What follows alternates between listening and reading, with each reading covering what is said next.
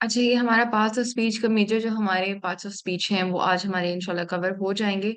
ठीक है। इसमें आज हम जो है देखेंगे। अच्छा, पार्ट्स ऑफ स्पीच का हमने पहले जिक्र किया हुआ है। पार्ट्स ऑफ स्पीच में आपको बार बार इसीलिए हर लेक्चर में बताती हूँ कि आपको इनके नाम याद हो जाए, इनकी डेफिनेशंस प्रॉपर याद हो जाए, ताकि अगर आपको कुछ ऐसे क्वेश्चंस आ जाएं तो सिर्फ आप अपने आ, इसकी बेसिस के ऊपर ही कि जो आपको डेफिनेशंस याद है आप डिफरेंशिएट कर सकें। ठीक है। अब हमारे पास जो है हमने डिफरेंट क्लासेस और पार्ट्स में डिवाइड किया हुआ है अपना पार्ट्स ऑफ स्पीच को। हमेशा हम बात करते हैं पार्ट्स ऑफ स्पीच क्या है। Parts of speech basically different classes of words हैं जो हम यूज करते हैं डिफाइन करने के लिए उन कैरेक्टरिस्टिक्स को जो वो एक सेंटेंस के अंदर अपना कैटेगराइज कर रहे होते हैं, जो अपना पार्ट वो प्ले कर रहे होते हैं, हम उनके अकॉर्डिंगली उनको कैटेगराइज करते हैं। इसको वर्ड कैटेगरी या ग्रामेटिकल कैटेगरी भी कहा जाता है। और इनकी सेम ग्रामेटिकल प्रॉपर्टीज होती हैं। जैसे मैंने आपको चावल की एग्जांपल दी थी कि अगर आप चावल की बात करें तो चावल बहुत बड़ी कैटेगरी है जिसमें कई तरह के एग्जाम के चावल आ जाते हैं, बट उनकी जो यूजेज है, उनकी बेसिक प्रॉपर्टीज हैं, वो सिमिलर हैं। ठीक है। तो हमने उनको इकट्ठा कर दिया है ग्रेन की एक स्पेसिफिक जो है वो क्लास के अंदर, जिसको हम राइस कहते हैं। तो ग्रेन समझ लें कि ग्रेन्स आपके पास बहुत सारे हैं, जिसमें आपके पास स्वीट, बार्ले, ओट्स, इस तरह की काफी चीजें आ जाती हैं। उसमें हमने ग्रेन में स्पेसिफिक एक कर दी राइस की, जिसमें तमाम इकसाम के चावल आ जाते हैं। इसी तरीके से अगर आप पार्ट्स ऑफ स्पीच को भी देखें तो पार्ट्स ऑफ स्पीच भी इसी तरीके से हैं कि जितने भी, जैसे फॉर एग्जांपल वर्ब्स हैं, हमने इसकी काफी सारी टाइप्स पढ़ी हैं, लेकिन क्योंकि वो उनका जो यूजेज है सेंटेंस में वो एक्शन शो करने के लिए या स्टेट को शो करने के लिए हो रहा होता है, तो हम उन्हें इकट्ठा कैटेगराइज कर देते हैं। इसी तरीके से नाउन्स जो हैं, जो थिंकिंग, जो आप चीजों के बारे में आइडियाज हैं, आपके कॉन्सेप्ट्स हैं, जो है ह्यूमंस हैं या नॉन लिविंग थिंग्स हैं, इनको सबको जो हम इकट्ठा कैटेगराइज करते हैं तो हम इनको नाउन्स कह देते हैं। इसी तरह से जो ग्रामेटिकल प्रॉपर्टीज इकट्ठी एक जैसी रिप्रेजेंट हो रही होंगी, हम उनको क्या कहेंगे? Parts of speech. नाउन हम कवर कर चुके हैं, एडजेक्टिव हमने कवर कर लिया है, प्रोनाउंस हमने कवर कर लिए हैं, वर्ब हमने कवर कर लिया है, एडवर्ब हमने कवर कर लिया है। आज हम प्रेपोजिशंस करेंगे, कंजंक्शन करेंगे और इंटरजेक्शन करेंगे। ठीक है। तो पार्ट्स ऑफ स्पीच क्या है? Parts of speech basically sentence की कैटेगरीज हैं जो मिल के एक सेंटेंस को बनाते हैं। और इन जरूरी नहीं कि सारे 8 के 8 या 9 जो हैं वो एक ही सेंटेंस में मौजूद हों, लेकिन जितने तरह के भी सेंटेंसेस को आप इनकाउंटर करते हैं उनका जो बेसिक कह सकते हैं जो कॉम्पोजिशन है वो पार्ट्स ऑफ स्पीच से मिलके बनती है। हमने सेंटेंस की जैसे एक एग्जांपल दी थी कि I went to college for my admission in class या ग्रेड 12th। तो इस ये एक सेंटेंस में हमने जब सारी चीजों को सेपरेटली देखा था तो हमें पता चल रहा था कोई नाउन है, कोई एडजेक्टिव है, कोई प्रोनाउन है, कोई वर्ब है, कोई प्रेपोजिशन है। तो इसी तरीके से ये सारी कैटेगरीज जो हैं वो डिफरेंट कह सकते हैं कॉम्बिनेशंस में मौजूद होती हैं डिफरेंट टाइप्स ऑफ सेंटेंसेस में। लेकिन बेसिकली कैटेगरीज यही होती हैं, इससे बाहर कोई चीज को आप कैटेगराइज नहीं कर सकते। उसके बाद हमने बात की थी नाउन की। नाउन क्या है? Is use to name people, objects and ideas. For example, Adnan is an intelligent young man. तो अदनान और मैन जो है ये हमारे पास नाउन है। अब इसको रिप्लेस कौन सी चीज करेगी? Pronoun. A pronoun is use in the place of a noun. Noun की जगह पे जिसे हम यूज करते हैं उसे प्रोनाउन करते हैं। और जिस नाउन को रिप्लेस कर रहा होता है प्रोनाउन, हम उसको एंटीसीडेंट कहते हैं। ये बात याद रखिएगा, एंटीसीडेंट अक्सर आ जाता है और हमें पता नहीं चलता। Identify the antecedent. तो आपको पता होना चाहिए कि प्रोनाउन या नाउन जिस चीज को रिप्लेस कर रहा होगा हम उसे एंटीसीडेंट कहते हैं। I have build a house. तो यहाँ पे फॉर एग्जांपल हम बात कर रहे हैं कि अदनान ही जो है उसने एक नया घर बनाया है। तो अगर उसने कहा है कि I have build a house, तो वो जो फर्स्ट प्रॉपर नाउन है उसको, प्रॉपर नाउन को कॉमन नाउन रिप्लेस कर रहा है आई। तो ये क्या हो गया? प्रोनाउन। और साथ इसकी जो है वो इसको हम नाउन को एंटीसीडेंट कहेंगे। फिर एडवर्ब है। एडवर्ब जो है वो वर्ब को डिस्क्राइब करता है, एडजेक्टिव को या अनदर एडवर्ब को जो है वो डिस्क्राइब करता है या मॉडिफाई करता है। आई एम गोइंग नाउ। हमने बात की थी कल कि time of adverbs of time होते हैं कि जो टाइम को बताते हैं। तो उसमें यहाँ पे देखें एडवर्ब ऑफ टाइम आ गया है कि मैं अब जा रहा हूँ। आई एम गोइंग का मतलब है मैं जा रहा हूँ। लेकिन जब आपने बता दिया कि किस टाइम पे जाया जा रहा है, यानी नाउ, फौरन ही जाया जा रहा है, तो ये वर्ब ऑफ टाइम हो गया। एडजेक्टिव जो है वो क्वालिटी डिस्क्राइब करता है किसी नाउन और प्रोनाउन की। She is a pretty child, she is a pretty child. अगर शी इज अ चाइल्ड कह दें कि वो एक बच्ची है, वो भी ठीक है, लेकिन जब हमने बता दिया कि वो खूबसूरत प्यारी बच्ची है, तो उसमें हमने किसकी कैरेक्टरिस्टिक बता दिया? नाउन का, राइट। उसके बाद हमारे पास preposition है। preposition is used to show the relation of one thing to another. For example, we went about the world. ठीक है। अब अबाउट जो है बेसिकली preposition ने रिलेशन बताया है सेंटेंस के एक पार्ट का सेंटेंस के दूसरे पार्ट से। ठीक है। We went the world, we went the world कोई आपको सेंस क्रिएट नहीं करेगा, लेकिन we went about the world यानी हमने दुनिया जहान की बातें की हैं। तो ये अबाउट जब तक यूज नहीं होता, आपका जो सेंटेंस मीनिंग नहीं बनाता, तो preposition जो है वो रिलेशनशिप बताता है एक पार्ट ऑफ सेंटेंस का दूसरे पार्ट ऑफ सेंटेंस से। फिर हमारे पास वर्ब आ गया। Verb is use to describe an action और स्टेट ऑफ बीइंग, दोनों चीजें आ जाती हैं।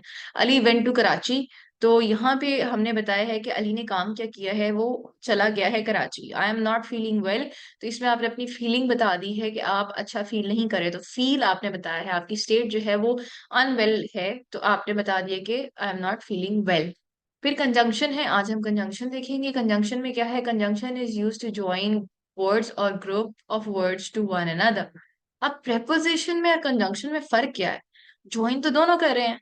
तो प्रेपोजिशन बेसिकली रिलेशनशिप बता रहा है एक पार्ट ऑफ सेंटेंस का दूसरे पार्ट ऑफ सेंटेंस से, जबकि कंजंक्शन जो है वो दो मेन फ्रेजेस को, दो मेन क्लॉजेस को, एक क्लॉज को और एक इंडिपेंडेंट क्लॉज को, एक सबॉर्डिनेट क्लॉज को, या फिर दो सबॉर्डिनेट क्लॉज को मिला के एक इंडिपेंडेंट क्लॉज बना रही है। मतलब किसी तरीके का भी उनके दरमियान जो ब्रिज बनेगा to connect one part of sentence to another, उसको कंजंक्शन कहते हैं। प्रपोजिशन आपको रिलेशनशिप बताएगा बिटवीन टू पार्ट्स, और कंजंक्शन आपको सिर्फ और सिर्फ जो है वो ब्रिज का काम कर रहा होता है कि एक पार्ट जो है पार्ट ऑफ सेंटेंस दूसरे पार्ट ऑफ सेंटेंस के साथ मिलके आपको एक कंप्लीट सेंस प्रोवाइड करे।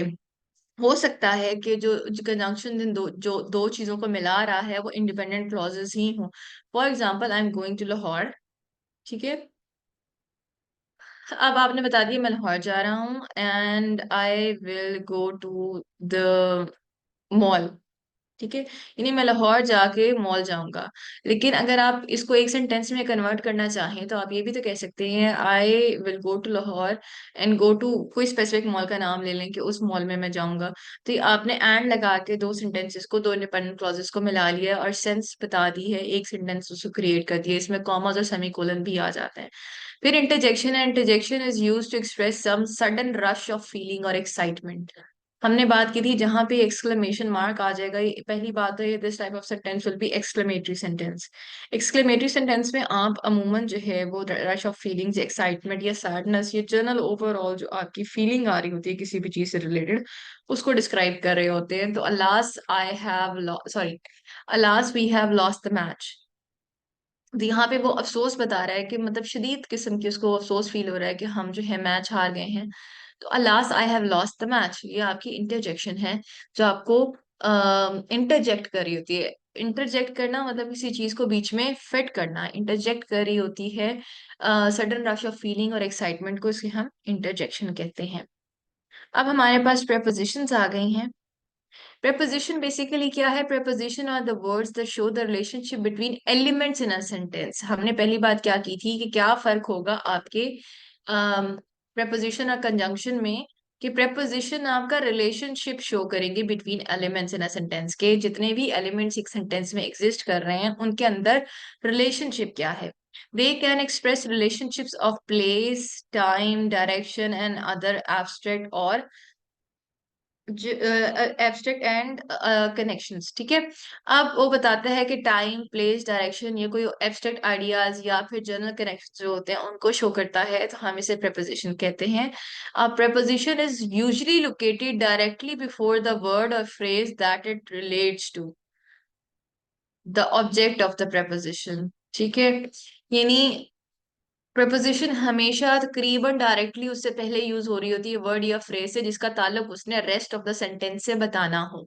इसके एग्जाम्पल क्या है? We walk to the shop. अभी आपको क्या बता रहा है? डायरेक्शन बता रहा है कि आप जो है वो दुकान तक चल के गए हैं, तो ये डायरेक्शन है कि आप दुकान तक गए हैं। I have been unwell since last Wednesday, ये टाइम बता रहा है आपको। ठीक है, सिंस और फॉर का यूजेज आपको पता है, जब आपके पास एक स्पेसिफिक पीरियड ऑफ टाइम हो तो आप जो है फॉर यूज करते हैं, for the past 2 days, for the past 3 days. लेकिन जब आपके पास सिर्फ AM PM बताया हुआ हो, या आपको एक डे बता दिया हो और आपको करंटली नहीं पता कि कितने दिन लैप्स हो चुके हैं, कितने दिन गुजर चुके हैं, कितना टाइम गुजर चुका है, तब आप सिंस यूज करेंगे। लेकिन अगर आपको टाइम पीरियड स्पेसिफिक बता दिया गया है तो आप फॉर यूज करेंगे। ठीक है, that is the gift for him, यानी ये आपने बता दिया है कि कनेक्शन क्या है, कि ये जो गिफ्ट प्रेजेंट किया जा रहा है ये उसके लिए, स्पेसिफिकली उस इंसान के लिए है। तो प्रेपोजिशन क्या करती है, ये रिलेशनशिप शो करते हैं between elements in a sentence. अब आपने बताया कि हम गए, कहाँ गए, शॉप तक गए, तो आपने बता दिया कनेक्शन कि आपके चलने का ताल्लुक शॉप तक है। I have been unwell since last Wednesday, अब हमें नहीं पता आज कौन सा दिन है, तो वो बता रहा है कि पिछली बुध से वो अनवेल है।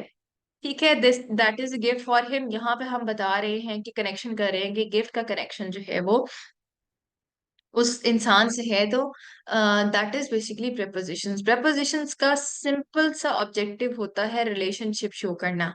ठीक है, अब अगर आपसे मेरा मतलब मैंने इतनी इन डेप्थ नहीं देखा कि कहीं भी पूछा कि ये प्रेपोजिशन ऑफ टाइम है, प्लेस है, या कुछ इस तरीके से है। लेकिन स्टिल आपको पता होना चाहिए, कुछ प्रेपोजिशंस होते हुए भी मतलब प्रेपोजिशन का पर्पस सर्व नहीं कर रही होती, बल्कि किसी और पार्ट ऑफ स्पीच को रिप्रेजेंट कर रहे होते हैं, या पार्ट ऑफ सेंटेंस को। तो आपका काम है कि आपने सेंटेंस की यूजेज से देखना है कि आपका जो पार्ट ऑफ स्पीच है वो कौन सा है। आपने सिर्फ ये नहीं देखना कि अगर टू यूज हुआ हुआ है तो जो है ना ये होगा प्रपोजिशन। आपने देखना है कि वो सेंटेंस में क्या किरदार अदा कर रहा है, वो अंडरलाइन वर्ड, आपने उसको उस हिसाब से कैटेगराइज करना है। सिर्फ ये याद कर लेना कि टू, सिंस, फॉर जो है ये प्रपोजिशंस है, तो इस वजह से ये बी preposition है, तो इस वजह से ये यूज हो रहा होगा। लेकिन हमने देखा था कि बी जो है वो ट्रांजिटिव वर्ब के तौर पे भी यूज हो रहा है, इन्फिनेटिव्स के तौर पे भी यूज हो रहा है। तो आपने ये देखना है कि उस वर्ड को जो है वो सेंटेंस में कैसे यूज किया गया है, आपने वो आइडेंटिफाई करना है। आपने सिर्फ ये लिस्ट याद करके नहीं चली जानी कि ये लिस्ट अगर इसमें से कोई लफ्ज आएगा तो चलो जी इसको हमने प्रेपोजिशन टिक कर देना। यही आपको कंफ्यूज करना होता है कि आपने यूजेज के हिसाब से बताना है कि सेंटेंस में जो यूजेज हो रहा है वो किस हवाले से है। ठीक है, फिर आपके पास आ जाते हैं प्रेपोजिशन जो हैं, हमने बताया था वो डिस्क्राइब करती हैं कि where, when and how something happens, कि किस जगह पे हुई, टाइम, सॉरी प्लेस हो गई, व्हेन टाइम हो गया, हाउ होगी स्टेट, कि किस स्टेट में चीजें हुई हैं। ठीक है, इसको हम क्या कहेंगे, प्रेपोजिशन का यूजेज। अब हाउ की बात करें, accuracy was increased by repeating the test, किस तरीके से किया गया, टेस्ट को बार बार रिपीट करके। अगर आप लोगों ने रिसर्च की हुई है कुछ लोगों ने, तो आपको पता होगा कि हम टेस्ट की जो है वैलिडिटी और रिलायबिलिटी चेक करते हैं, एक्यूरेसीज की चेक करते हैं बार बार रीटेस्ट करके। पहले आप सैंपल पर टेस्ट करते हैं, फिर आप जो है वो सैंपल से सैंपल लेके टेस्ट करते हैं, और फिर आप अगर वो आपका रिजल्ट सही आ जाए फिर आप उसे इंटायर सैंपल के ऊपर जो है उस टेस्ट को अप्लाई करते हैं। तो हमने यहाँ पे अगर हम लिखें कि accuracy was increased after repeating the test, अब आफ्टर रिपीटिंग द टेस्ट इसका मतलब है टेस्ट रिपीट करने के बाद आपने कहीं जाके एक्यूरेसी जो है ना वो शो की है, दैट इज रॉन्ग। तो हमने ये बताना है, अब प्रेपोजिशन का जो एक्चुअल मीनिंग था वो चेंज हो गया अगर हम यहाँ पे आफ्टर यूज कर दें। ठीक है तो वो भी आपकी प्रेपोजिशन, बट उससे आपका मीनिंग खराब हो जाएगा। तो आपने देखना है कि कौन सी एक्यूरेट, यानी आपने बार बार करने के लिए जो वर्ड बाय यूज किया है। फिर I fix the light with the screw driver, क्या हम मैंने स्क्रू ड्राइवर का इस्तेमाल, यानी आपने रिलेशन बताया है कि लाइट कैसे फिक्स हुई है, यूज ऑफ स्क्रू ड्राइवर से।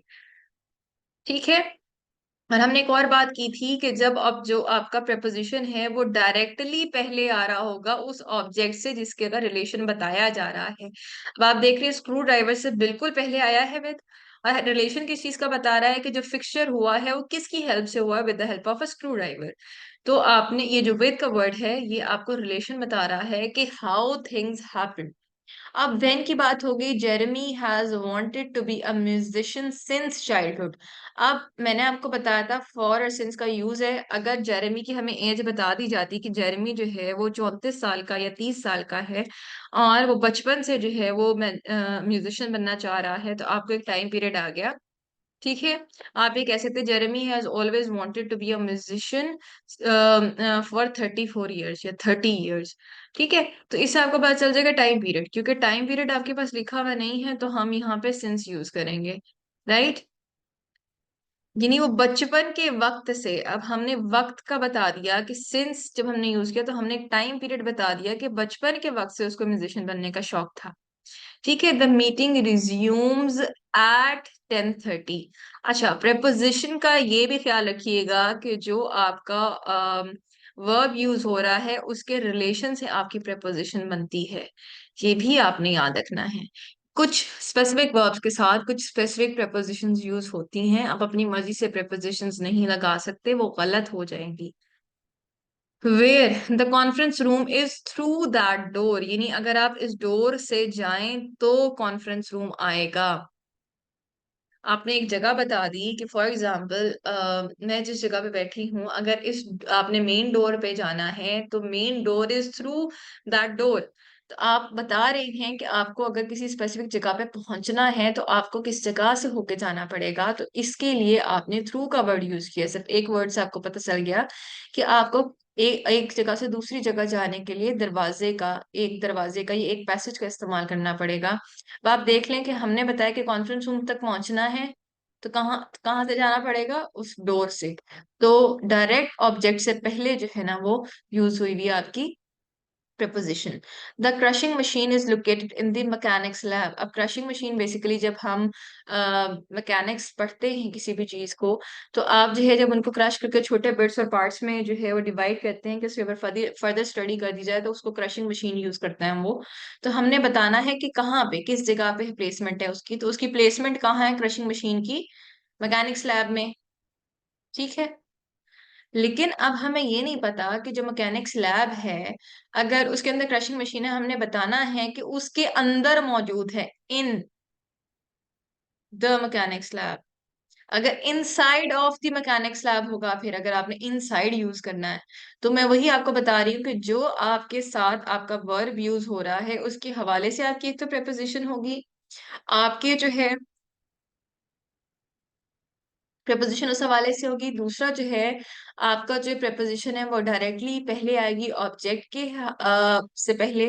और उसके बाद जो है ना आपको जो यूजेज है वो देखना होगा सेंटेंस के बीदी के हवाले से कि सेंटेंस क्या कन्वे कर रहा है, उसके हवाले से आप जो है ना यूज करेंगे अपने prepositions। कुछ लोग prepositions और linking verbs को जो है वो कंफ्यूज कर देते हैं, क्योंकि वो भी बाजुकात वही बी बाय ही होती हैं, यूजेज बिकम इस तरह के वर्ड्स। तो वो हम अक्सर जो है उसको कंफ्यूज कर देते हैं विद लिंकिंग वर्ब्स को prepositions के साथ। तो आपने लिंकिंग वर्ब्स को या हेल्पिंग वर्ब्स को prepositions के साथ कंफ्यूज नहीं करना है। आपने हमेशा यूजेज देखना है कि सेंटेंस में चीजों को कैसे यूज किया गया है, उस हिसाब से जो है आपने सेंटेंस को आइडेंटिफाई करना है। फिर हमारे पास आ जाता है प्रेपोजिशन को कंफ्यूज करना और मिसयूज करना। मैंने भी आपको बताया था कि कंफ्यूज और मिसयूज बड़ा आसान है इसका, आप फॉरन कंफ्यूज और इसे मिसयूज कर सकते हैं। The same preposition can often be use in different ways and the meaning can only be deduce from the context. मैंने आपको कहा था कि आपने सेंटेंस के स्ट्रक्चर को देखना है अच्छे तरीके से, और फिर उसके बाद आपने जो है बताना है कि किस हवाले से आपके पास प्रेपोजिशन यूज होगी। बाज़ात प्रेपोजिशन लगाने से इंटायर मीनिंग या इंटायर जो है वो चेंज हो जाता है कॉन्टेक्स्ट ऑफ द सेंटेंस। हमने यही देखना है कि जो आपके सेंटेंस का कॉन्टेक्स्ट है वो खराब ना हो, और जो एक्चुअल सेंटेंस मीनिंग कन्वे करना चाह रहा था वही कन्वे हो। और जब हम कॉन्टेक्स्ट की बात करते हैं तो हम यूज ऑफ वर्ब भी देखते हैं, यूज ऑफ एडजेक्टिव भी देखते हैं, यूज ऑफ एडवर्ब भी देख रहे होते हैं। तो आपने पूरे सेंटेंस को 2-3 दफा अच्छे तरीके से पढ़ना है ताकि आपको समझ आ जाए कि बाकी सेंटेंस कहना क्या चाह रहा है। फिर आपने वर्ब देखनी है, आइडेंटिफाई करनी है कि वर्ब कौन सी है। फिर आपने देखना है कि उस वर्ब के साथ कौन सी प्रपोजिशन यूज हो सकती है, या अगर आप 3 स्टेप्स करेंगे तो आपकी गलती होने के चांसेस कम होंगे। अगर आपने सिर्फ सेंटेंस पढ़ा और आपने देख लिया अच्छा जी ये लग रहा है सही, इसको इसमें फिट कर देते हैं, हमेशा आपकी प्रपोजिशन गलत होगी। करेक्शंस आपने जब भी देखनी है, आपने ये चीजें हमेशा देखनी है कि सेंटेंस का सबसे पहले तो मीनिंग कन्वे क्या हो रहा है। अगर आपको मीनिंग सेंटेंस का समझ नहीं आया तो फिर आपका जो है वहीं से आप 50% चांस है कि आप गलती कर देंगे। ठीक है, तुक्का चल गया वो अलग बात है, लेकिन जब आप सेंटेंस को अच्छे तरीके से नहीं पढ़ेंगे तो आप कभी भी जो है वो उसको सही से अटेम्प्ट नहीं कर सकते। अब देखें, dangerous chemicals should be used behind the safety screen. आप स्क्रीन एक लगी हुई है, ठीक है, उसके आगे डेंजरस केमिकल्स पड़े हुए हैं, आपको स्क्रीन के पीछे आना पड़ेगा। पीछे के लिए कौन सा वर्ड यूज होगा? Behind the safety screen.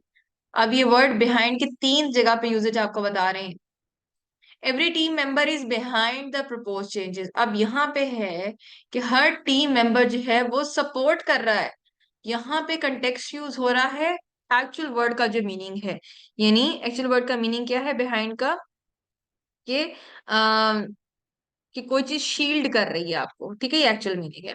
अब यहाँ पे बिहाइंड का क्या मतलब है? सपोर्ट, के पूरे टीम मेंबर्स जो चेंज है या जो चेंजेस प्रपोज है उसको सपोर्ट करें। The company is behind its competitors। Behind यहाँ पे कंपटीशन है कि उनके पीछे पड़ी हुई है। They are putting all their efforts,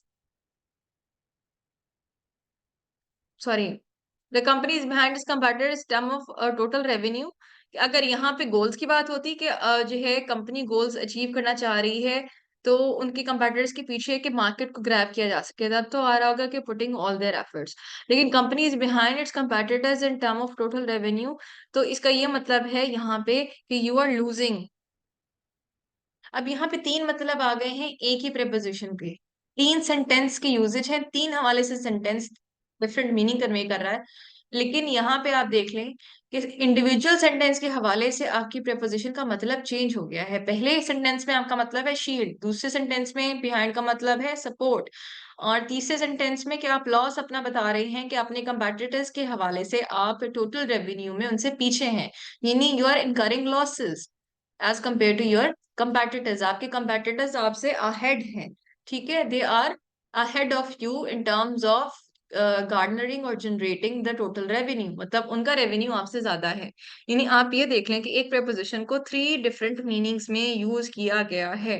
तो आपका जो कॉन्टेक्स्ट के हवाले से आपका जो यूजेज है वो भी चेंज हो जाएगा और आपका मीनिंग भी चेंज हो जाएगा। तो हमेशा सबसे पहले सेंटेंस को पढ़ें, आइडेंटिफाई करें सेंटेंस कहना क्या चाह रहा है।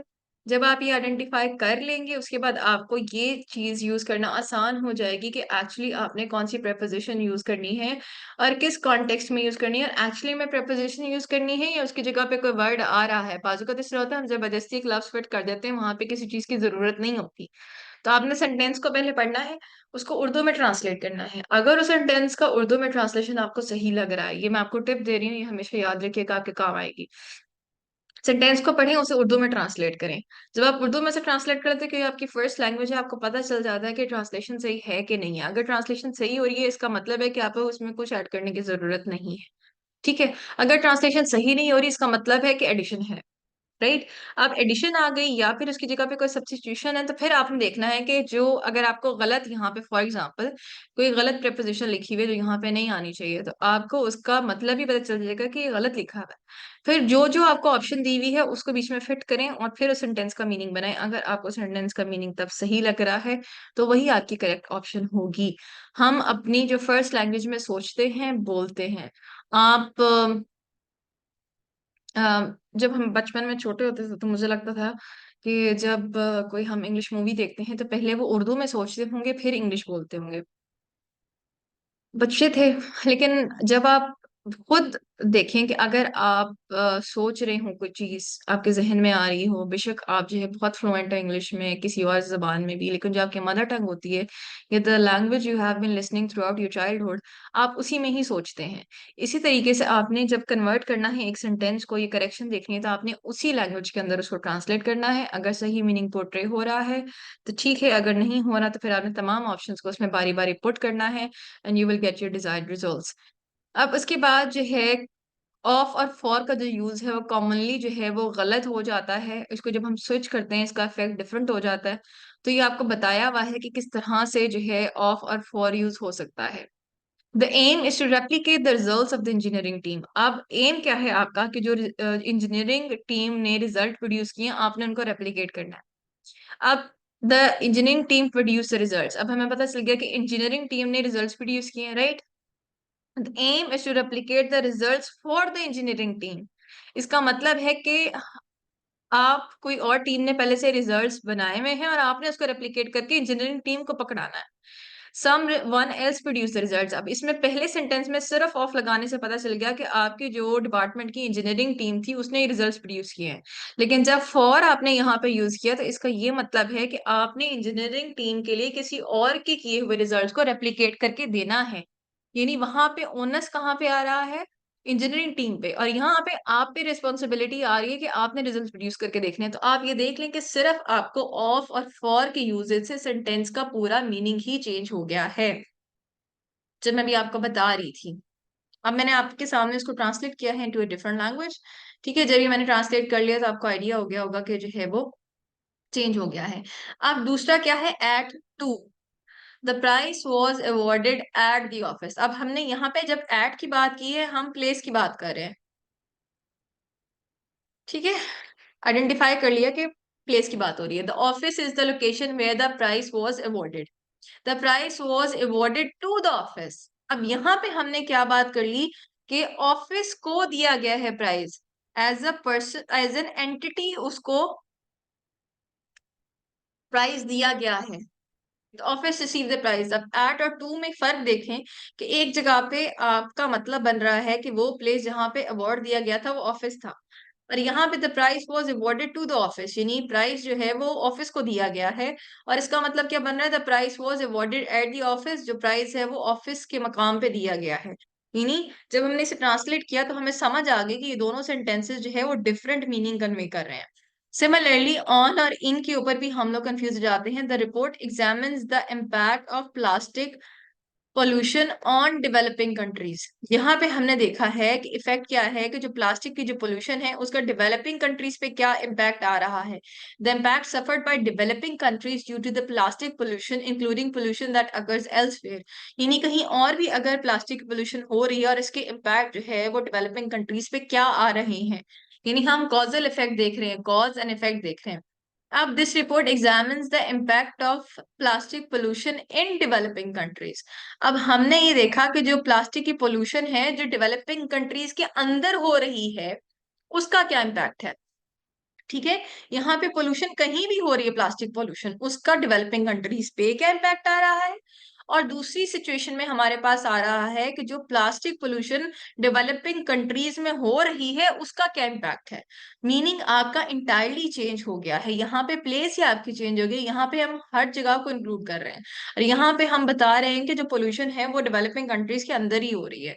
तो आपने देखा कि हमने जब सिंपली इनको ट्रांसलेट किया है तो हमें मीनिंग समझ आ गई है। तो इसलिए सबसे पहले आपने मीनिंग को समझना है, अपनी मदर लैंग्वेज में इसको ट्रांसलेट करना है। पंजाबी भी है, बेशक पंजाबी में ट्रांसलेट कर लें, आपको समझ आ जाएगी कि ये गलत है। According to the Cambridge English Dictionary, there are over 100 single worded preposition in English language। ये कॉमन नॉलेज है, जनरल नॉलेज के क्वेश्चन है, आपके कॉमन नॉलेज के लिए है कि 100 single worded prepositions Cambridge English dictionary ने आइडेंटिफाई किए हैं। यानी आपके पास सिंगल वर्डेड, अगर दो लफ्जों को मिला के जो preposition बनाई जाए उनकी बात हम नहीं कर रहे, हम सिर्फ सिंगल वर्डेड की बात कर रहे हैं। यानी ऑफ हो गया, ऑन हो गया, टू हो गया। अब ऑन टू जो है वो दो डिफरेंट prepositions को मिला के बनाया गया है, ठीक है। तो इनटू को भी दो डिफरेंट प्रपोजिशंस को मिला के बनाया गया है। तो हमने बताया है कि आपके पास जो है वो एक कैम्ब्रिज डिक्शनरी ने 100 सिंगल वर्डेड प्रपोजिशंस जो हैं वो आइडेंटिफाई किए। They are the most common ones, but note that many of these prepositions can be expressed more than one type of relationship. मैंने आपको बताया है कि जब हमने बिहाइंड की बात की थी तो हमने जो है वो तीन डिफरेंट सेंसेस में बिहाइंड को यूज किया था। तो इनका यूजेज जो है according to the situation change होता रहता है, आप इसमें कंफ्यूज नहीं होना। फिर हमारे पास आ जाता है, अब हमने propositions of time, preposition of location, preposition of movement और डिफरेंट रिलेशनशिप्स के बारे में बात कर रहे हैं। तो सबसे पहले जब हम टाइम की बात करेंगे, जब हम मंथ और ईयर की बात करेंगे तो हम इन कहेंगे। This happened in the month of January on day his birthday is on 25th of July at time you should be present there at 7 p.m. sharp. Before before I went to college, I had my breakfast. मैंने बताया कि मैं college जाने से पहले breakfast करके गई हूँ। During the course of the day this project was completed, यानी पूरा दिन की ड्यूरेशन लगी है, पूरा दिन टाइम लगा है, यानी आपके जो वर्किंग आवर्स हैं वो पूरे दिन के लगे हैं। After after I was done with my work I went to home, यानी मैंने जब अपना काम खत्म कर लिया, टाइम बता दिया ना कि टाइम खत्म, काम खत्म करने के बाद गई। सिंस मैंने आपको बताया है यूज होता है जब आपके पास स्पेसिफिक टाइम पीरियड ना हो या आपको पता ना हो कि आपके पास जो इस वक्त टाइम है वो क्या हुआ है। Until I was working late until 7 o'clock। ठीक है। लोकेशन आ गई, under the cat is under the table, the cup is over the जो है वो sorry the eggs are over the counter. ठीक है। फिर अबव का आ गया, इसी तरह below, between, in, out, on, the children are out in the sun, the cup is on the table, इस तरह से। मूवमेंट में आ गया टू, इनटू, टूवर्ड्स। अब इनटू जो है ये दो वर्ड्स को मिलाया हुआ है, towards, she is walking towards the river है, you have to pass through that gate to go to the main door, across, the tree is across the bridge, up, down, round, past।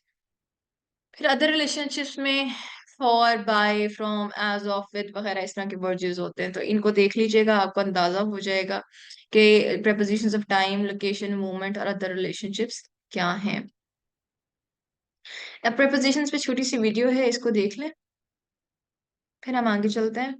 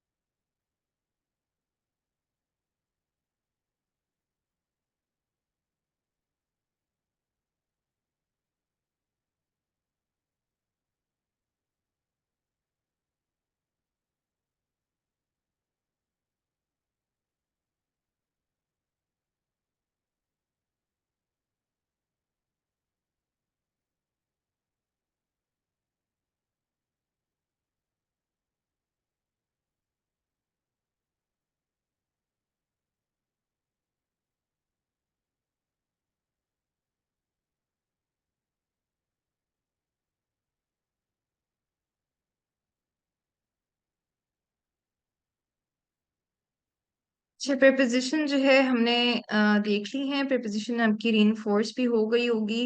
अ, इसमें हमने पढ़ लिया था time की, place की, movement की।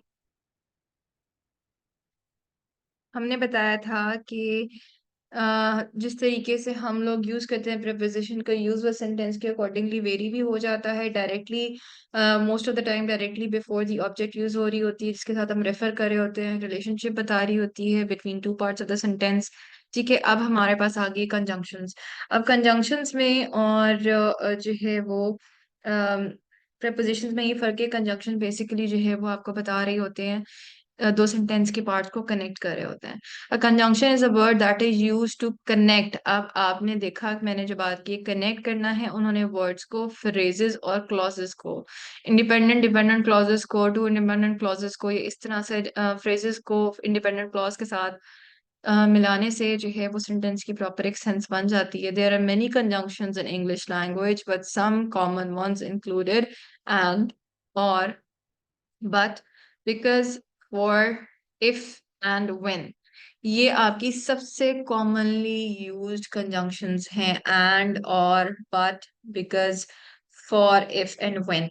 ये आपकी इंग्लिश लैंग्वेज में यूज होने वाली सबसे कॉमन जो है वो कंजंक्शंस हैं। अब हमारे पास आगे फर्दर थ्री टाइप्स आ जाती हैं इसकी: कोऑर्डिनेटिंग, सबऑर्डिनेटिंग और correlative.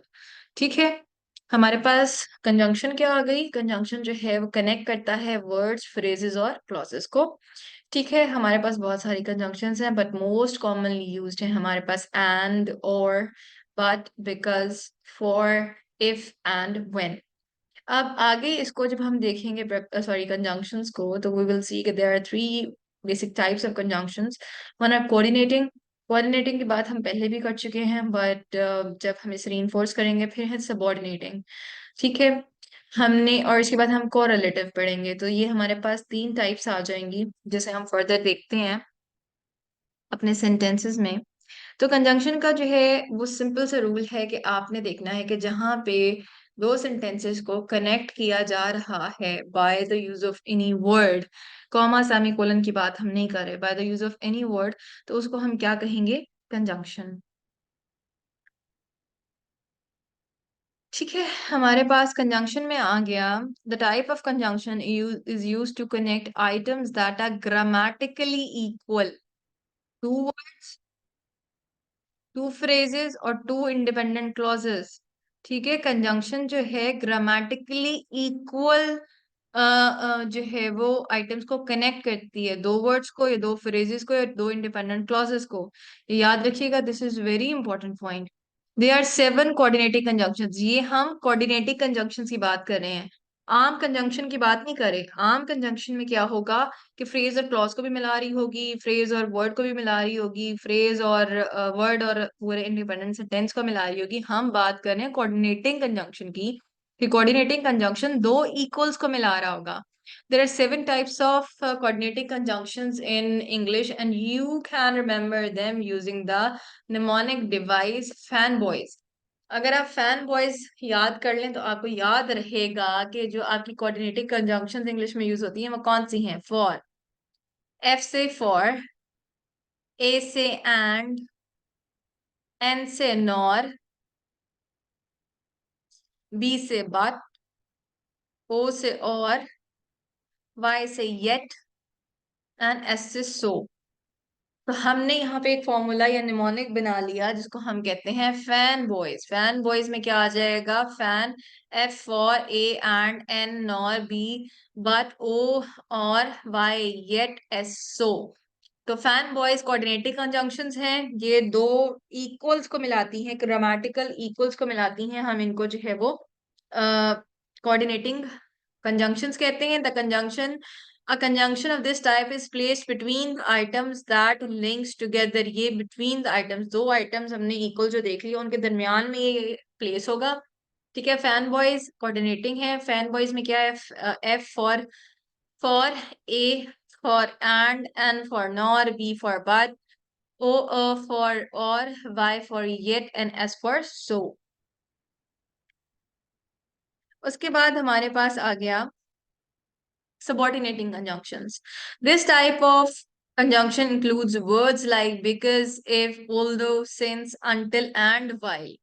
A subordinating conjunction is used to introduce a dependent clause. जब आप एक डिपेंडेंट क्लॉज बता रहे होंगे तब हम यूज करेंगे ये वाले वर्ड्स। ठीक है, जैसे हम कहें I woke up late this morning, I went to school without eating breakfast. अब समझ नहीं आ रही कि मैं सुबह लेट उठी हूँ और मैं जो है खाना खाए बगैर चली गई हूँ, क्यों? देयर इज नो रीजन, कोई कनेक्शन नहीं बन रहा, राइट? तो हमने क्या बताना है कि डिपेंडेंट क्लॉज को इंट्रोड्यूस कराने के लिए हम जो सब ग्रुप ऑफ वर्ड्स यूज करते हैं जिसमें एक सब्जेक्ट और वर्ब हो। अब डिपेंडेंट क्लॉज आपको क्या है? जिसमें सब्जेक्ट और वर्ब हो लेकिन वो कंप्लीट मीनिंग कन्वे नहीं कर रहा होता। क्लॉज क्या है? उसमें सब्जेक्ट और वर्ब दोनों होते हैं। फ्रेज में सब्जेक्ट या वर्ब इनमें से कोई चीज मिसिंग होती है और कंप्लीट सेंटेंस की जो वो तो कन्वे करता ही नहीं है। लेकिन क्लॉज में ये है कि सब्जेक्ट और वर्ब होता है लेकिन वो कंप्लीट मीनिंग डिपेंडेंट क्लॉज नहीं दे रहा होता। Independent clause complete meaning provide कर रहा होता है। तो हमें जब हमने इंट्रोड्यूस करा बस तब हम जो है वो सबॉर्डिनेटिंग कंजंक्शन यूज करते हैं। आपकी जो डिपेंडेंट क्लॉज को सबॉर्डिनेटिंग क्लॉज भी कहते हैं, ये हमने पढ़ा था।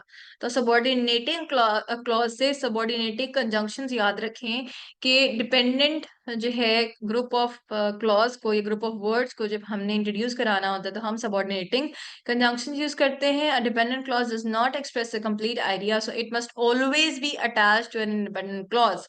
अगर आपने कंप्लीट आइडिया कन्वे करना है डिपेंडेंट क्लॉज से तो आपको उसे इंडिपेंडेंट क्लॉज के साथ मिलाना पड़ेगा। इसमें एग्जांपल हम बता रहे हैं, because I woke up late this morning I went to school without eating breakfast. अब before because I woke up late this morning, क्योंकि मैं सुबह लेट उठी, क्योंकि मैं सुबह लेट उठी, इसका क्या मतलब है? कोई मतलब नहीं है, समझ नहीं आ रही। ठीक है, अब हमने कहा because I woke up late this morning comma I went to school without eating breakfast. हमने कहा था कि हमने जब डिपेंडेंट डिपेंडेंट क्लॉजेस मिलानी होती हैं तो हम कॉमा एंड और का यूज करते हैं, सेमी कोलन। तो यहाँ पे अगर हमने कॉमा लगा दिया बाद में तो हम बता रहे हैं कि ये वाला सेंटेंस दूसरे वाले सेंटेंस से कनेक्टेड है, तो आपने इसको पूरा पढ़ना है। Because I woke up late this morning I went to school without eating breakfast, क्योंकि मैं आज सुबह लेट उठी थी इसलिए मैं स्कूल जो है वो बगैर कुछ खाए पिए चली गई। अब या फिर ये हो सकता है कि आप पहले पार्ट को एंड पे ले आए और आपको कॉमा वगैरह यूज भी नहीं करना पड़ेगा। I went to school without eating breakfast because I woke up late this morning. मैं स्कूल खाना खाए बगैर इसलिए गई क्योंकि सुबह मैं लेट उठी थी। पहले दोनों सेंटेंसेस ठीक है, जो नीचे गिवन टू सेंटेंसेस हैं ये भी ठीक है, ये भी ठीक है।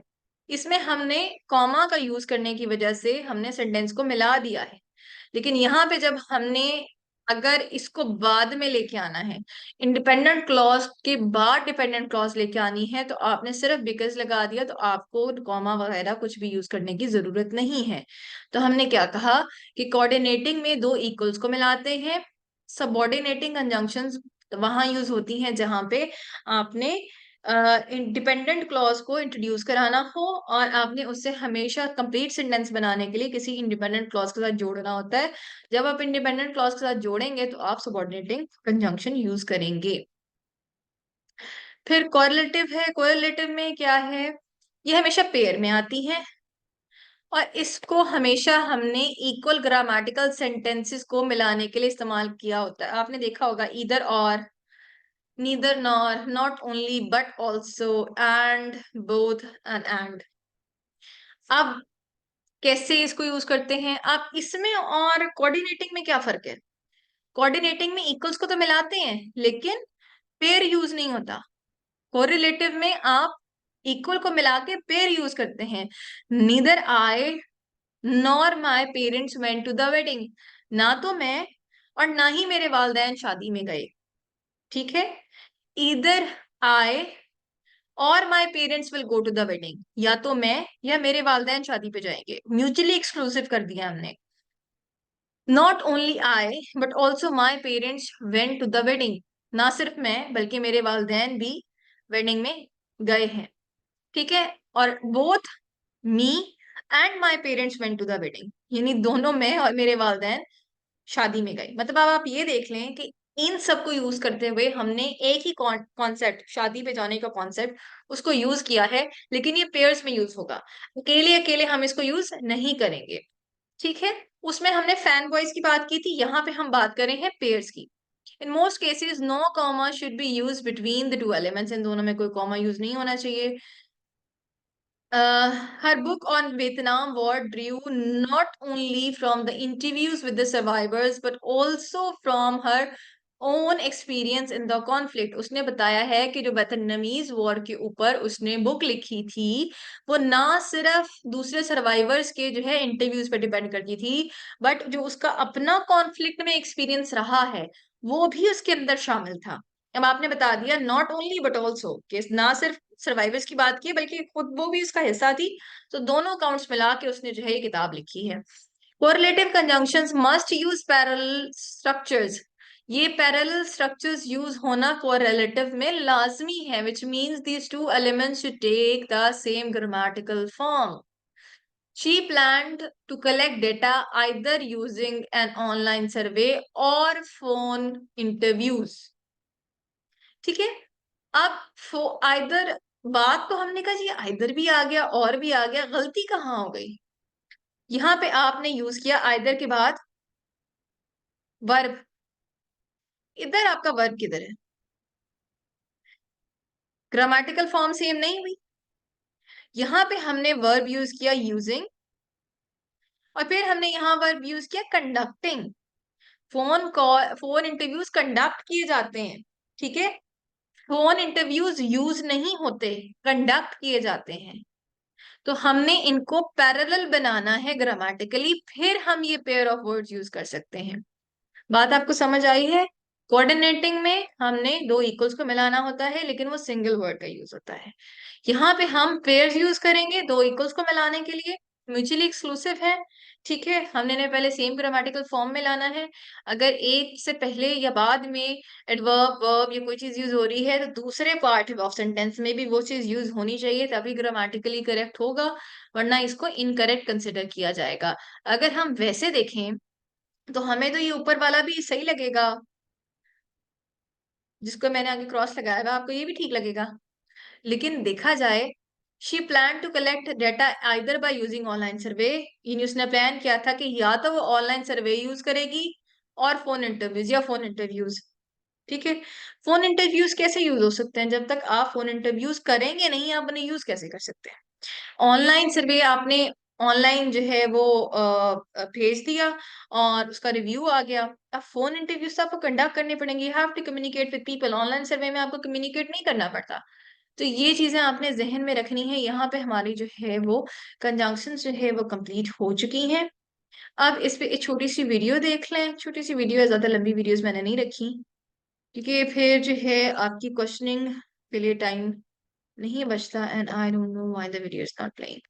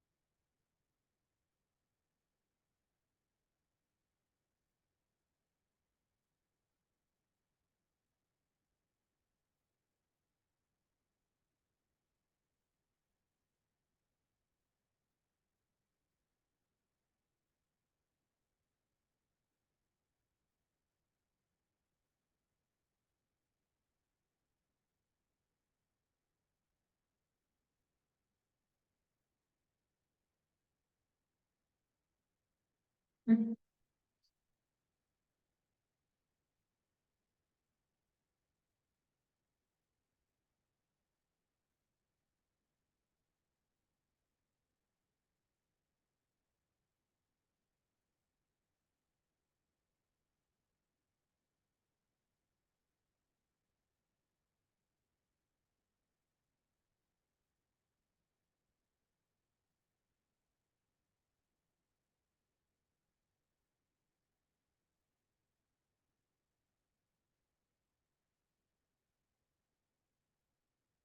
यहाँ तक आपने कंजंक्शंस में देखिए कि कैसे आप जब एक्सरसाइज करेंगे तो आप इसका यूजेज जो है वो अच्छे तरीके से प्रॉपरली कर सकते हैं।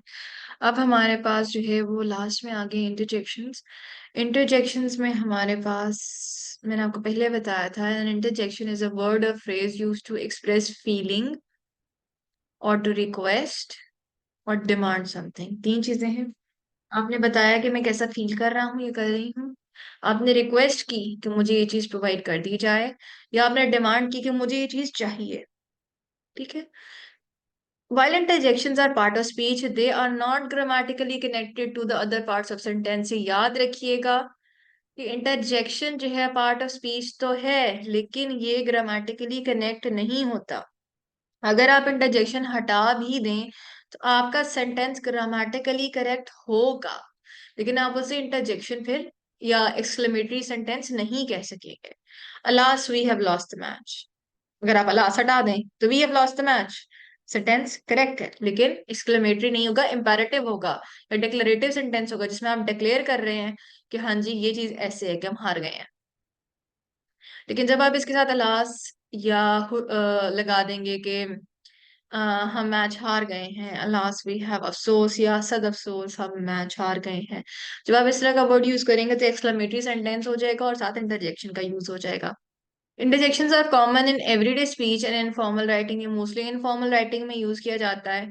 While some interjection as well and indeed are acceptable in formal conversations, it is best to avoid interjections in formal or academic writing। ये dialogue, direct speech, indirect speech, narrations में जब हम जाते हैं वहां पे तो यू कैन यूज दैम। पर जब आप, नरेशंस वो होती है जब आप बोला हुआ किसी का रिपोर्ट कर रहे होते हैं। समझ आ रही है बात आपको? आप इन्वर्टेड कॉमर्स में लिखते हैं, मैंने कोई बात कही, कंसा सेड, इन्वर्टेड कॉमर्स, बात लिखी, इन्वर्टेड कॉमर्स क्लोज, आप मेरी बात को उसी तरीके से रिपोर्ट कर रहे हैं। जरूरी नहीं है वो ग्रामेटिकली करेक्ट हो, जरूरी नहीं है कि उसकी कोई सेंस बन रही हो। क्योंकि जब आप बोल रहे होते हैं, आप इनफॉर्मली बोल रहे होते हैं, आप करेक्ट यूज ऑफ ग्रामर नहीं कर रहे होते, आप जो है पार्ट्स ऑफ स्पीच तमाम यूज नहीं कर रहे होते, जो सेंटेंस को जब आप लिखने लगे तो आपको यूज करने पड़ेंगे। तो हम ये बात करें कि इंटरजेक्शन जो है वो इनफॉर्मल टॉकिंग और राइटिंग स्टाइल में इस्तेमाल किए जाते हैं। वेल और इंडीड को आप फॉर्मली भी यूज कर सकते हैं, but when you are going to do a formal या एकेडमिक राइटिंग तो आप इसे यूज नहीं करेंगे। आप इनका ज्यादा यूजेज देखेंगे जब आप नॉवेल्स वगैरह पढ़ रहे होते हैं उनमें। Examples of interjections are in the sentence, wow that is a huge word, oh oh I forgot to get gas, we are not lost, we just need to go this way. आपको मैंने कहा था कि interview में इस तरह के words use नहीं करना, क्योंकि ये इनफॉर्मल वे ऑफ टॉकिंग हो जाता है। What is the answer to number 4? जब आप एग्जाम में चीट कर रहे होते हैं तो आप साथ वाले को कहते हैं वो मुझे जल्दी से जरा बात सुनो, इसका जवाब दे दो। तो अगर आप बात सुनो नहीं कहना चाहें, आप आवाज से बुलाएं किस बात सुनो, what is the answer to the number 4? तो इनका ग्रामेटिकल मतलब तो नहीं है ये, तो this is a sound, this is also a sound, this is also a sound. ये चीजें जो है ये साउंड है सिर्फ। ये एक वर्ड है wow, you are expressing your excite, sorry, you are expressing कि हाउ अमेज्ड यू आर। आप यहाँ पे ये भी कर सकते हैं, I am amazed that the bird is huge. आपको वाव की बजाय आप इसे फॉर्मली जब लिखना चाहें, I am amazed at the size of the bird, या I am amazed how huge the bird is, आप फॉर्मली से ऐसे लिख सकते हैं। ठीक है। लेकिन ये मोस्टली साउंड्स होती हैं, आप इसे इनफॉर्मल राइटिंग में लिखते हैं, फॉर्मली नहीं लिखते। ये आप फीलिंग बताने के लिए, रिक्वेस्ट और डिमांड करने के लिए यूज करते हैं। ठीक है। उसके बाद हमारे पास आ गया प्राइमरी इंटरजेक्शन, अब आगे हमने टाइप्स देखनी है। प्राइमरी इंटरजेक्शन में क्या है, ये वर्ड है या साउंड है जिसे हम इंटरजेक्शन के तौर पे यूज करते हैं। Primary interjections do not have alternative meaning, इनका कोई ऑल्टरनेटिव मीनिंग नहीं होता, और इन्हें as another part of speech noun verb adverb adjective नहीं यूज कर सकते। Primary interjections are typically just sounds without a clear etymology. Etymology जब आप किसी चीज की बनाते हैं, इसका मतलब है आप बैकग्राउंड देखते हैं कि ये, जैसे इंग्लिश लैंग्वेज ग्रीक और लैटिन से मिलके बनी हुई है, ठीक है, जिसमें बहुत सारे वर्ड्स ग्रीक और लैटिन से लिए हुए हैं और उनको जो है उधार लेके इंग्लिश लैंग्वेज में कन्वर्ट किया गया है। तो वो यही कहना चाह रहे हैं कि एटमोलॉजी, हम जब उसकी स्टडी करते हैं कि वर्ड की रूट क्या है, कौन से वर्ड से निकला है, और उस रूट को अमूमन किन मीनिंग्स में यूज किया जाता है। अगर आपने कभी स्पेलिंग बी देखी हो, जिसमें वो पूछते हैं कि जी एक वर्ड मुश्किल सा बता देते हैं कि इसकी स्पेलिंग बताएं, तो उसमें पहले बच्चों को सिखाया जाता है कि इसकी एटमोलॉजी क्या है, कि इसकी रूट कौन सी है, ये कौन सी रूट से निकले हैं, कौन सी क्लास ऑफ वर्ड से बिलोंग करते हैं, नाउन है, ये कौन सा पार्ट ऑफ स्पीच है। वो ये क्वेश्चन पूछ सकते हैं, आप उनसे गेसेस आपके पास होते हैं, क्वेश्चंस आप उनसे पूछते हैं, तब वो जाके फिर अच्छा अगर ये एटमोलॉजी है, ये रूट है इसकी, ये पार्ट ऑफ स्पीच में से बिलोंग करता है, तब इसको जो है इसकी स्पेलिंग ये हो सकती है। ठीक है, जैसे क्लाइडोस्कोप है, क्लाइडोस्कोप आप बताएंगे कि हाँ जी इंस्ट्रूमेंट है, जब स्कोप आप यूज करते हैं that is a Greek word, to look, to see, to have a closer look. तो इस तरीके से जो है ना आप वर्ड्स को स्पेल कर सकते हैं। अब इसमें हमने बताया हुआ कि इसकी एटमोलॉजी कोई है ही नहीं, क्योंकि सिर्फ साउंड्स है। Such as such while they have standard spelling, जिनकी स्टैंडर्ड स्पेलिंग्स होती हैं, क्योंकि हम उन्हें जब एक स्टैंडर्ड स्पेलिंग आप उनकी बनाई हुई है, जैसे या ठीक है, दोनों जो है वो बता रहे हैं, आप अपनी इंटरेस्ट शो करें कि अच्छा ये बात है, या अच्छा, मतलब आप उसको सेंस में यूज कर रहे होते हैं, लेकिन इनकी स्पेलिंग डिफरेंट भी हो सकती है, लेकिन मोस्टली इनकी सही होती है, एक ही है। दैट्स डिस्कस्टिंग, आप अपनी डिस्कस्ट शो करें, दिस इज, या you, this is disgusting, I think that could work, आप सोच अच्छा this could work, we won the game. Yippee, अब ये पी क्या वर्ड है, हुर्रे तो है वर्ड, लेकिन यीपी इज नॉट अ वर्ड। तो ये बेसिकली साउंड्स हैं, प्राइमरी जो इंटरजेक्शंस हैं, इनकी एटमोलॉजिकल कोई भी इनकी रूट्स नहीं है। ठीक है, ये पार्ट्स ऑफ स्पीच की जगह पे आप इनको यूटिलाइज नहीं कर सकते। इनकी स्टैंडर्ड डेफिनेशंस या सॉरी स्टैंडर्ड स्पेलिंग्स तो होते हैं, बट आप इन्हें डिफरेंट स्पेलिंग्स के साथ भी यूज कर सकते हैं, राइट। ये आपकी, sorry, these are your primary interjections. Then we are going to see what secondary interjections are. Sorry.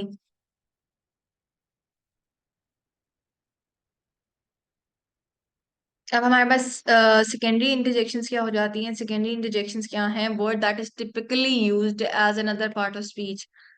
ठीक है, ये डिफरेंट पार्ट ऑफ स्पीच के तौर पे सॉरी यूज हो सकता है। अब एग्जांपल्स आप देख लें तो, गुडनेस, गुडनेस बेसिकली एक एडजेक्टिव है। शूट वर्ब है। awesome एडजेक्टिव है। Goodness that was a close one, कि गुडनेस के बचत हो गई, कि ये तो क्लोज वन था। Goodness that was a close one, we could have had an accident, कि हमारा एक्सीडेंट हो सकता था, बड़े करीब से बचत हुई है। गुडनेस में यहाँ पे जैसे हम ओ माई गॉड का वर्ड की बजाय गुडनेस यूज किया है। फिर आ जाता है shoot, my flight has been cancelled. अब शूट का मतलब है गोली मारना है किसी चीज को, ठीक है, लेकिन यहाँ पे हम ये इसको यूज करें इन सेंस के अफसोस के उसमें कि जो है फ्लाइट कैंसिल हो गई है। Awesome, awesome is basically an adjective जब आप बताते हैं कि आप किसी चीज को देख के you went in the state of awe, यानी आप जो है हैरान हो गए हैं किसी चीज की खूबसूरती या किसी चीज की जो है वो रिमार्केबलनेस देख के you are in state of awe, तो उसको ऑसम कहते हैं।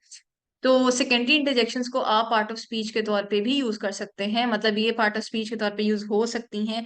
अमूमन ये नाउन एडजेक्टिव्स या जो है वो एडवर्ब्स होते, सॉरी वर्ब्स होते हैं, जिनको आप एज इंटरजेक्शन यूज करते हैं उसके एंड पे एक्सक्लेमेशन मार्क लगाकर।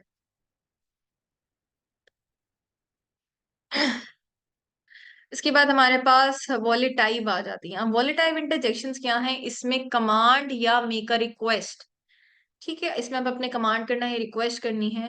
अब फॉर एग्जाम्पल आप या कहो कि चुप हो जाओ, शोर मत करो, तो ये किसी को कमांड की जाती है कि चुप हो जाओ। अब आपका बच्चा कोई हरकत कर रहा था, आप उसे कहते हैं चुप कर जाओ, या आप सिर्फ से कहें ताकि चुप, it means that you are telling them to be quiet, but you're not using a complete sentence, rather you're making a noise. इनको क्या कहते हैं? वॉलेटाइव इंटरजेक्शन, जिसमें आप कमांड या रिक्वेस्ट कर रहे होते हैं। I can not focus when you are singing, जब कोई गाना गा रहा है तो आप फोकस नहीं कर पा रहे थे, आप उन्हें कहना चुप कर जाओ। ये नहीं आपने उन्हें कहा be quiet, I can not focus while you are singing. तो आपने उन्हें सिर्फ आवाज निकाल के कह दी कि I can not focus while you are singing, pass me an eraser. आपने आवाज उससे कहा है, बजाय उसका नाम लेने के कि आप, मैं कहूँ कि Amad please pass me eraser, an eraser मैं उसे कह दूं sorry, pass me an eraser, please pay attention, मतलब आप अपना गला खंखार के कह रहे हैं प्लीज पे अटेंशन, यानी आपने उनकी अटेंशन ग्रैब करने के लिए बजाय उनको आपने जो है कहा कि प्लीज पे अटेंशन या प्लीज लिसन टू मी, आपने उन्हें सिर्फ एक साउंड से कहा यानी यू वांट या यू डिमांड या यू कमांड अटेंशन। उसके बाद इमोटिव इंटरजेक्शंस हैं जिसमें आप इमोशन शो कर रहे होते हैं, ठीक है, ये रिएक्शन। मोटिव में है ew, it is use to express disgust, जैसे हमने पहले कहा था, वो भी प्राइमरी था। प्राइमरी जो है वो इमोटिव इंटरजेक्शंस भी हो सकते हैं। कर्स वर्ड्स, यानी आप किसी को जब कर्स कर रहे होते हैं, जिनको एक्सप्लिसिटिव्स कहा जाता है, are commonly use in informal context as emotive interjection to express frustration और एंगर। जब आप कर्स वर्ड यूज करते हैं, मतलब ऐसे वर्ड्स जिन्हें एक्सप्लिसिटिव्स कहा जाता है, जो आप फॉर्मल स्पीच में यूज नहीं करते, या जिनका का यूजेज आपकी फॉर्मल या किसी भी इनफॉर्मल सेटिंग में भी बाजुकात जो है वो ममनुआ होता है, लेकिन आप उसे यूज कर रहे होते हैं। एग्जाम्पल्स क्या है? You, I am not eating that, जैसे बच्चे कहते हैं कि नहीं मैंने ये नहीं खाना, इट लुक्स नॉट गुड, मतलब टेम्पटिंग नहीं लग रहा सॉरी। ये I am so excited to see you, you are showing the excitement, आपने अपनी जो है वो इमोशन शो किया एक्साइटमेंट का। Yum, this apple pie is delicious. जब हम छोटे बच्चों को खाने के लिए सॉरी उनको हम खाने के लिए कहते हैं ना कि आप उनको अट्रैक्ट कर रहे होते हैं, तो आप कहते हैं ना yum, this is yum food, this is yummy. तो इस तरह के जो वर्ड्स आप यूज करते हैं, ये साउंड जो आप यूज करते हैं, ये आप अपना इमोशन बता रहे होते हैं। अब आपने एप्पल पाई खाया है या कोई भी अपनी स्वीट डिश खाई है एंड यू लाइक इट, तो आप कहेंगे यम। जब आप किसी चीज में एक्साइटमेंट शो कर रहे होते हैं तो आप कहते हैं ये, या यस का वर्ड हम यूज करते हैं नॉर्मली, आप उस पर स्ट्रेस देते हैं you, I am not eating that, अपना डिस्कास्ट या अपनी जो है वो अनप्लेजेंटनेस शो कर रहे हैं, खाने की चीजों के साथ डिस्कास्ट तो नहीं कह सकते। So you are showing your unpleasantness. उसके बाद है cognitive interjection, is used to express a thought और indicate a thought process. Cognition क्या होती है? Cognition basically is your thought process. तो जब आप कॉग्निटिव इंटरजेक्शन यूज कर रहे होते हैं, तो उसमें आप अपना थॉट प्रोसेस शो कर रहे होते हैं कि आप जो है क्या सोचते हैं, या आपके दिमाग में क्या थॉट आई है। For example the cognitive interjection, when you're thinking something, ठीक है, या कंफ्यूजन है, या आप किसी बारे चीज के बारे में कंफ्यूज हो गए and you are thinking about it, इसको आप क्या कहते हैं? Cognitive interjection. एग्जांपल क्या? Can you explain that once more? क्या आप इसको एक दफा फिर एक्सप्लेन कर सकते हैं? Wow, I was not expecting that, इसमें सरप्राइज शो किया आपने। Wow, you were expecting something else but something else happened, तो आपने क्या कहा? Wow, I was not expecting that. Eureka, I have solve the puzzle. Eureka मतलब आप जो है बहुत ज्यादा खुश हैं कि आपने जो है वो ये पजल सॉल्व कर ली है, यानी जहां पे आप अपना थॉट प्रोसेस, एक्सपेक्टेशंस या आप कोई चीज एक्सप्रेस करते हैं सॉरी, तो उसको आप क्या कहते हैं?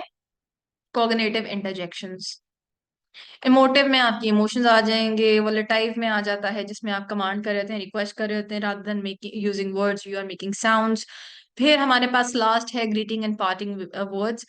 ग्रीट करना कि कोई आपको आके मिला है तो आप उसे ग्रीट कर रहे हैं। एंड पार्टिंग वर्ड्स क्या होते हैं कि जब कोई जा रहा है तो आप कौन से वर्ड्स यूज करते हैं? और interjections sorry, my throat is not well, used to acknowledge or welcome someone or to express good wishes at the end of conversation।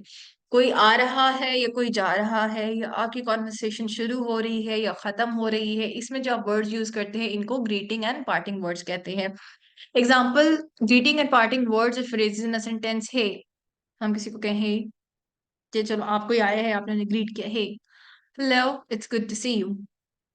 आप किसी को कह रहे हैं कि हेलो, आपसे मिलके मुझे अच्छा लगा, bye. Simple word, bye.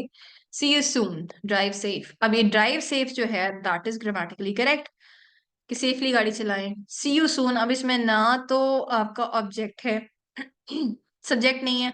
Object भी आपका पता नहीं चल रहा कि ऑब्जेक्ट कौन है, किसके बारे में आप बात कर रहे हैं, ना आपका कोई नाउन है। सॉरी।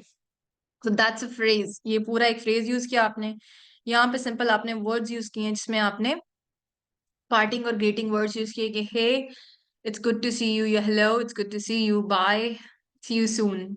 इसमें आपने फ्रेज या वर्ड्स आपने ऐसे यूज किए हैं जिसमें आप ग्रीट कर रहे होते किसी को या किसी से पार्ट कर रहे होते हैं वेज, तो उनको हम क्या कहते हैं, ग्रीटिंग एंड पार्टिंग वर्ड्स या इंटरजेक्शंस। ये हमारे पास जो है हमारा रिव्यू है कंजंक्शंस का, इसको देखें।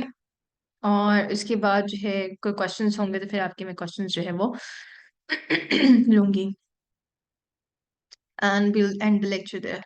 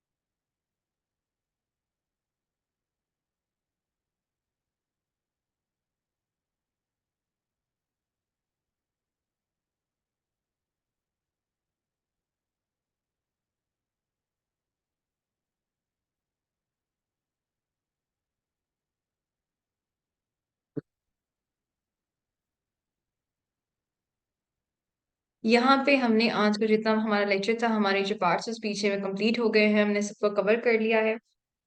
हमने आज पढ़ा है प्रीपोजिशन, कंजंक्शंस एंड इंटरजेक्शन।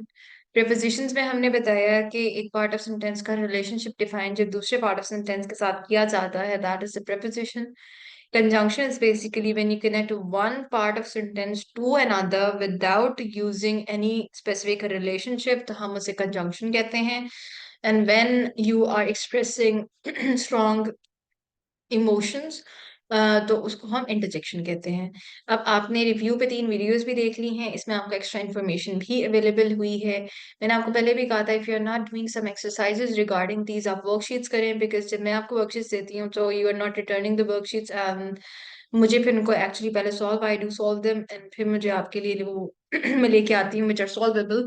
तो you are not doing that, तो फिर मेरे लिए भी वो हो जाता है हेक्टिक कि when I am doing something for you and not responding, it becomes hectic for me as well. तो हम जो है इसलिए आपको जो एक्सरसाइजेस खुद करनी पड़ेंगी. In the start I started sending the exercises in the group as well. तो हमारे पास जो है वो पार्ट्स ऑफ स्पीच कंप्लीट हो गए हैं. We have talked about the articles. Articles जो है वो हम मंडे से इंशाल्लाह जब हम दूसरा फेज स्टार्ट करेंगे after the parts of speech for the sentence structure, जब हम एनालाइज करना शुरू करेंगे तो उससे पहले, because adjectives are sorry articles are the part of your informal और स्पीकिंग जो है नरेशन से ज़्यादा ये बिलोंग करता है. तो I would like to use it when we are at the end of it, और उस पर हम वो थोड़ी सी लाइट शेड करेंगे. जहाँ में हमें सेंटेंसेस में उसका अनयूजुअल यूज नजर आएगा वोवल्स और कॉन्सोनेंट्स के साथ, क्योंकि हमें पता है कि हम वोवल्स के साथ एन लगाते हैं और कॉन्सोनेंट्स के साथ आ लगाते हैं. लेकिन कुछ अनयूजुअल इस तरह के केसेस हैं जहाँ पे हम कॉन्सोनेंट्स के साथ भी एन लगा देते हैं और वोवल के साथ भी अ लगा देते हैं, या द और दी का जो कॉन्सेप्ट है वो चीज़ें हम डिस्कस कर लेंगे. और हमारे पार्ट्स ऑफ स्पीच यहाँ पे ख़त्म हो चुके हैं. ये हमारा आज का लेक्चर था. I will take your questions after words.